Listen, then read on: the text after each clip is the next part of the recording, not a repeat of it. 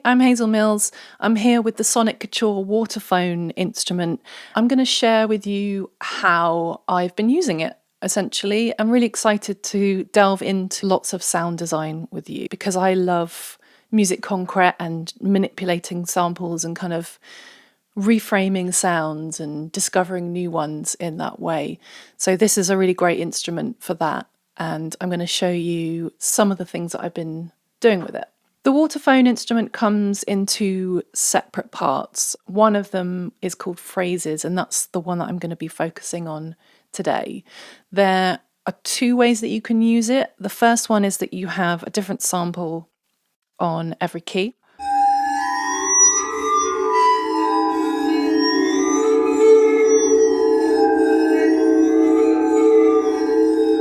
They're really long samples as well, so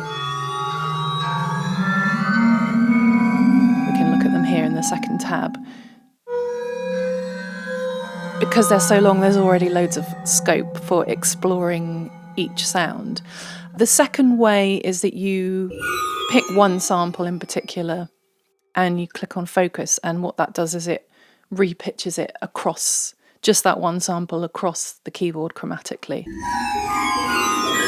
So you can start to create melodic instruments essentially, which is one of the things I've been doing, kind of more melodic sounds, lead sounds, keyboard type sounds, but also pads as well.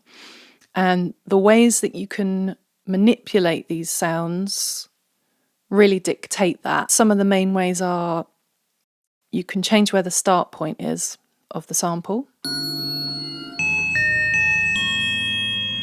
You can already hear that it's starting to sound like a melodic instrument. You can repitch. You can reverse the sample.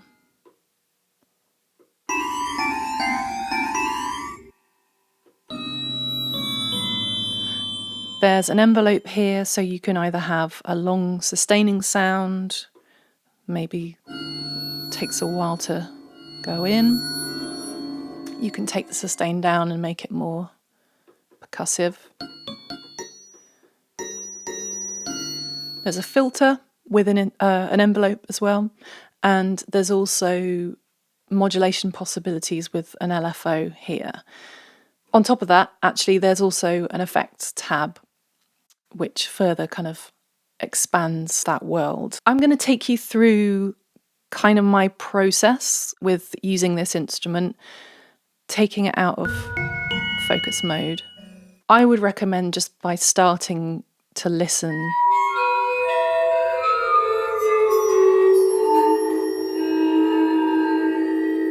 to lots of different samples. Listen through and stop when you get to something that you find really interesting, you want to kind of zone in on. I will say also actually that there are more samples than the number of keys, because you can load, if you click on the sample name, there's all these different, I think it's something like 400 samples altogether that you can choose from. So, lots to choose from. So I'm just going to listen through to a few of them and pick one and do stuff with it.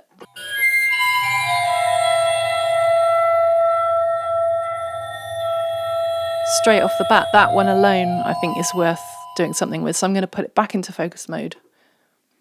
There's a lot in there. So it's pitched across the keyboard. So what I'll then do is to start exploring all the different parts of the sample and change where the start point is.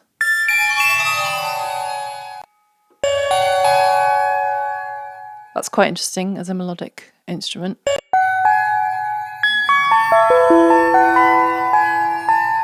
I like that. One thing I really love is that as the sample carries on playing, even when you've come off and the release kicks in, you're essentially you're still hearing the sample playing, but as it fades out, it kind of just makes it sound like there's this really ghostly reverb that keeps changing and evolving, which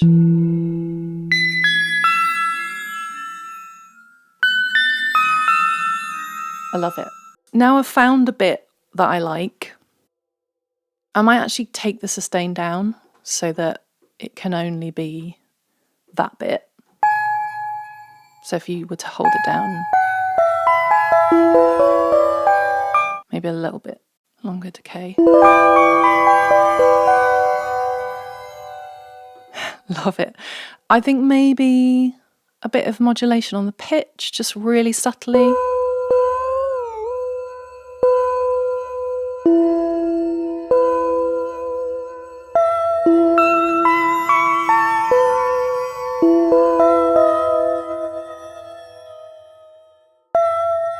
Maybe on the panning too.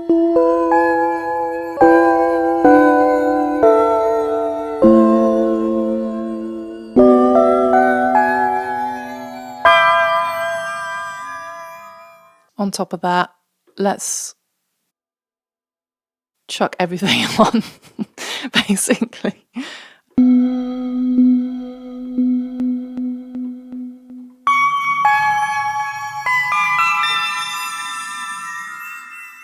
The other part of this is that the mixer tab, which is the first tab, allows you to have more or less of the mics, the contact mic, and the resonance, which is basically a convolution reverb that was created with the instrument. So let's hear just the contact mic. That's nice. Mics. More of the ambience there.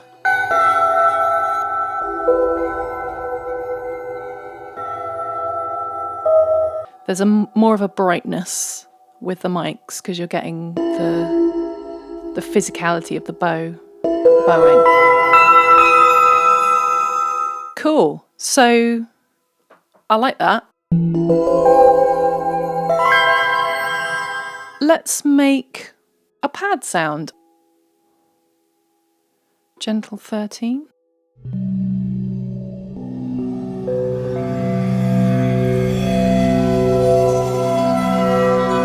Already that is working, and I've not really done a lot to it. So slow attack on the VCA envelope.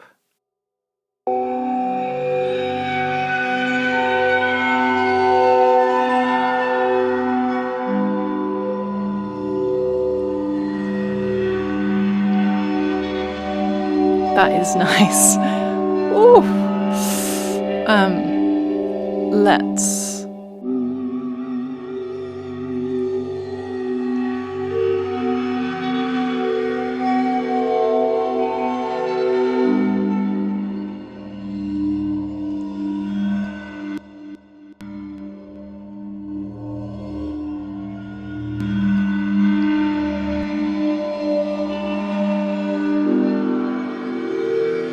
I think a good combo of those.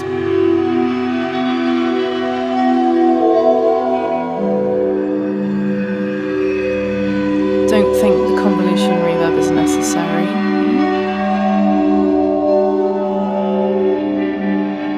We already had, so let's hear it without the phaser and the delay.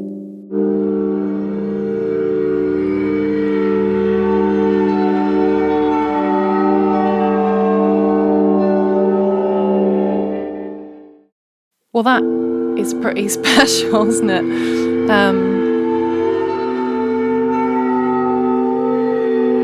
It almost doesn't need any. I mean, it's cool with the phaser and the delay, but maybe not so much.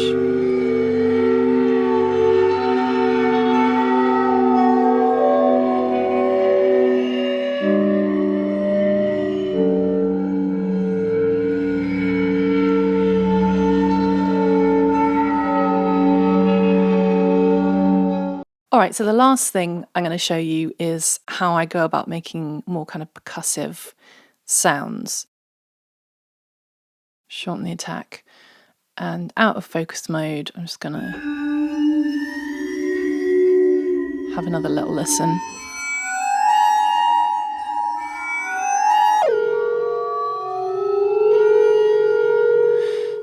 The key really is just to look for potential transients here. So here's one, a really obvious one. And secondly, take the sustain all the way down and shorten the decay in the release. It's already sounding more like a percussive instrument. But what I tend to look for is slightly less obviously pitched parts of a sample, or a really short part of a sample that moves around different pitches, doesn't stick to one. That's quite interesting. Too pleasant.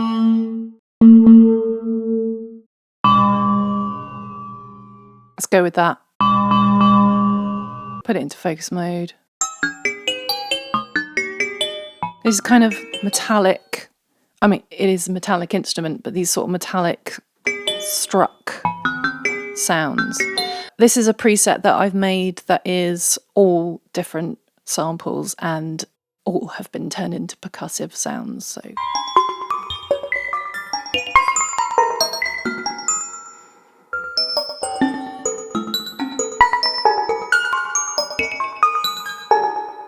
good for the sort of quite unsettling cinematic sound design, I think. Slightly quirky.